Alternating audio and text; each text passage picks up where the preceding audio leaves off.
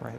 We'll- Constructive, beneficial, positive Exactly. process. Exactly. Constructive criticism. That is a That's cognitive process That's that's good. supposed to go in our minds. Yeah.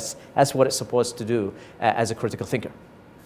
One other area of critical thinking, both as you've defined it, but also as it's applied and used in the classroom, because again, I think we typically treat this as a skill that you can learn and grow and improve in your own life.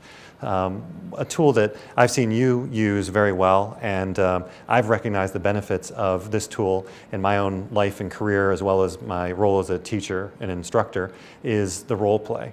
And I come from a sales background doing sales training, and in sales, it's especially important to use a role play to get two people who take on either the role of the client and the salesperson, or the business manager and the customer, and they try and hold on to that role long enough to work through a particular story back and forth, playing the role and improving the skills that they have in the process. And for a negotiating class, critical thinking can be an important tool to use in the class, and role play can be a way of helping improve those skills. So can you tell us a little bit about how you've researched and seen the skill of, or the instrument, I should say, the activity and exercise of role play improve the skill of critical thinking?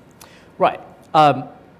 We have to start with the concept of negotiation and role play, and we have to explain them actually clearly in a separate way, and then we can combine them together. Now, we have to bear in mind, critical thinking, negotiation, and role play are the most required skills to all leaders in the world nowadays, whether leader, a manager, you want to call it the way that you want to call it, but these skills, the three skills, are really, really very important and required nowadays. Now, let's come to the concept of negotiation. Negotiation, whether we like it or not, is a social activity. We negotiate with each other. We negotiate with our significant others. We negotiate with our parents. We negotiate with our brothers, sisters, friends, colleagues, everywhere, co-workers. The concept itself is making us socialize, whether we agree or disagree on a certain point that we're interacting with a person. So negotiation, as a matter of fact, is not a linear process. It's like a roller coaster. You go into the idea of like agreeing, disagreeing, agreeing, disagreeing, and everybody in the negotiation itself, we have to ask ourselves a question. Why do we negotiate? Simply because we need to reach the desired outcome that has not reached yet, or to solve a problem. Now, solving problem-solving skills, it is one of the required skills of critical thinking, okay? So, reaching a desired outcome, which is the goal that has to be achieved, you need to think thoroughly and critically in a critical thinking way, as a critical thinker, to reach the desired outcome. I want to achieve this in 5 years from now. I want to achieve this in 6 months from now. Now, how to make it happen is a process. So you negotiate with yourself. There is a lot of thinking going on inside of you as a person, and there is a lot of process that's going on, which is a cognitive process, again, that you're doing and you're using it all the way through. Now, negotiation can be interactive and non-interactive. So the interactive one is basically you're acting out the character. Now the non-interactive, which is you become in the silent part and basically you be the character.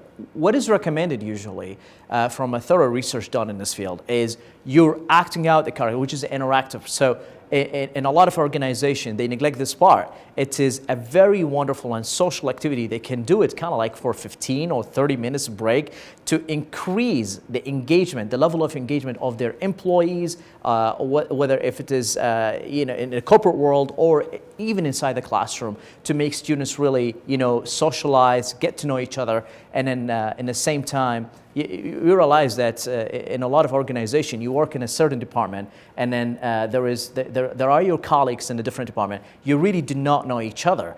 And when I was a CEO in an organization, what I used to do, I don't look at it as silos, and that's a problem. It's like different departments. Hey, the sales doesn't interact with the marketing doesn't interact with the administration, and so forth. What I used to do is I used to bring in those three departments all together, and then we used to do an interactive activity that's basically either acting out the character, whether let's say it's a sales pitch, okay, and then we involve every single person in order for you, you behave and act the character itself, and there is a lot of negotiation going on, a lot of criticism going on. But here, we make sure it is a positive criticism, not a negative criticism, because, you know, the matter of respect, that probably is a touchy feeling to a lot of people. Now, the concept of role play basically, it was found out that increases people's or individuals' behavior intellectually, socially, and eventually it increases the communication skill,